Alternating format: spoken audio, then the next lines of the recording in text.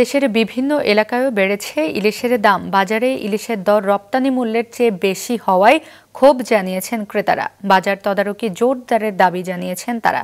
চাঁদপুর, বরিশাল ও ভোলা প্রতিনিধির পাঠানো তথ্য ছবি নিয়ে ডেস্ক রিপোর্ট। প্রতি বছরের মতো এবারও দুর্গাপূজা উপলক্ষে ইলিশ যাচ্ছে ভারতে। প্রতি কেজি ইলিশের রপ্তানি মূল্য ধরা হয়েছে $10 বা 1200 টাকা। এদিকে চাঁদপুর, বরিশাল ও ভোলার বিভিন্ন বাজারে ইলিশের দর বেড়েই চলছে।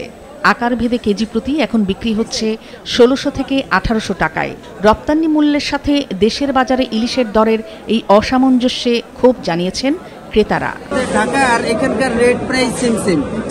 তো এত কষ্ট করে আসলাম, ভাবছিলাম যে মাছটা যিনি সুন্দরভাবে নেওয়া যায়, অনেক আগ্রহ করে বাসাও বলে আসছি যে মাছ নিয়ে আসবো, কিন্তু রেটটা আমার কাছে অনেক বেশি মনে হচ্ছে আর কি। 1700 থেকে 1800 টাকা কেজি। ভারতীয়রা আমাদের কিভাবে কিনা খাবে? আমাদের দেশের মানুষের চাহিদা পূরণ হয় না। এই বড় মৌসুমে যদি আমরা ইলিশ কিনতে না পারি, খাইতে না পারি, তাহলে আমরা আর কবে কিনবো মাছ? এই যে আসা যাওয়ার গাড়ি ভাড়াটাও লস। 500-600 গ্রাম হেঁটে চলে 52,000 টাকা মন, 700-800-900 হেঁটে চলে 63,000 টাকা মন, আর যেটা কেজি হেঁটে গেছে 69,000 টাকা মন। ইলিশ মাছ গত সপ্তাহে যে দামে কিনছি এই তুলনায় আজকে অনেক বেশি। তো এত দাম হইলে আমরা কিভাবে খাবো? একটা চাপলি মাছের মতো যেটা এটা আলিতে আপনার 300 টাকা। যতটুক দরকার তার চেয়ে বেশি সাপ্লাই আছে, অথচ দাম কমতেছে না। নিশ্চয়ই কোনো সিন্ডিকেট কাজ করতেছে। এটা নেই, সিন্ডিকেট ভেঙে কমানোর ব্যবস্থা করা উচিত। ঘাটে বিক্রি করার কারণে যারা ছোট ছোট ব্যবসায়ী আছে, খুচরা ব্যবসায়ী, এরা কিন্তু অল্প অল্প করে মাছ কিনে এনে তারপরে বিক্রি করে, হাত বদল হয়। এই কারণে কিন্তু আসলে মাছের দাম বেশি। মৎস্যজীবী ও ব্যবসায়ীরা জানান, আহরণ কম হওয়ায় বাজারে ইলিশের সরবরাহ কম, আর সে কারণেই দর বাড়তি। একই কারণে রপ্তানিও বাধাগ্রস্ত হওয়ার আশঙ্কা তাদের। অন্য বছরে এই সময় আমাদের পর্যাপ্ত পরিমাণ মাছ থাকে। এই বছর বিগত 2-3 বছর আমাদের নদীতে মাছ কম হইতেছে।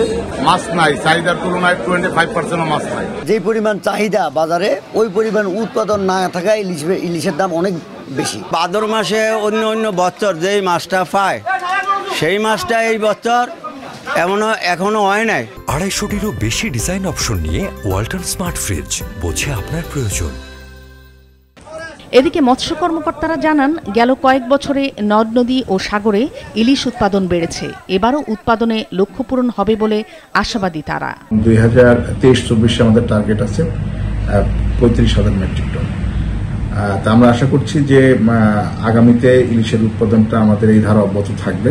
এবছর 2024-25 আর্থিক সালে আমাদের ইলিশের লক্ষ্যমাত্রা হচ্ছে 42,000 মেট্রিক টন। ইতিমধ্যে আমাদের 7,200 মেট্রিক টন ইলিশ আহরিত হয়েছে। বাকি এখন আমাদের যে সময়টা আছে, এতে আমাদের ইলিশের যে লক্ষ্যমাত্রা আছে সেটা আমরা পূরণ করতে পারবো। নদীর জেলেরা যারা, তার পর্যাপ্ত মাছ পেয়েছে। এখন আবহাওয়া একটু ভালো আছে, প্রত্যাশা করছি সমুদ্রের মাছটা আসলে মাছের সয়লাভ হবে। অন্যদিকে উৎপাদন বাড়লেও নানা সংকটে ইলিশ আহরণ করতে পারছেন না জেলেরা, যার প্রভাব পড়েছে বাজার দর এবং রপ্তানিতে, মনে করেন গবেষকরা। এবং এই উৎপাদনটা আমরা যেটা মনে করি যে বিভিন্ন ফ্যাক্টরের উপর নির্ভরশীল। সেটা আবহাওয়া হতে পারে, জলবায়ু পরিবর্তন হতে পারে, এবং যারা মাছ ধরে তাদের বিভিন্ন ক্যাপাসিটির উপর নির্ভর করে লক্ষ্যমাত্রা পূরণ হবে। ইলিশের প্রচুর চাহিদা, সেই অনুসারে আমরা ইলিশ কিন্তু আহরিত হচ্ছে না। তাহলে আমাদের বিকল্প হলো যে ইলিশের আহরণ বৃদ্ধি করা।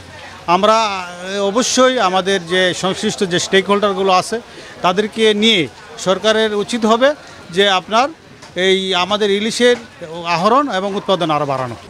কলকাতার ভারতীয় মাছ আমদানিকারকদের সংগঠন ফিশ এক্সপোর্টার্স অ্যাসোসিয়েশনের তথ্য মতে 2021 সালে বাংলাদেশ থেকে ইলিশ রপ্তানির অনুমোদন দেওয়া হয় 4,600 টন, বিপরীতে রপ্তানি হয় 1,200 টন। 2022 সালে 2,900 টন অনুমোদনের বিপরীতে রপ্তানি হয় 1,300 টন।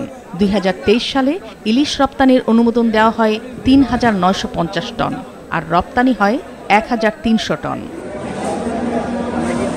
নাদিয়া আফরিন, মাছরাঙা নিউজ ডেস্ক।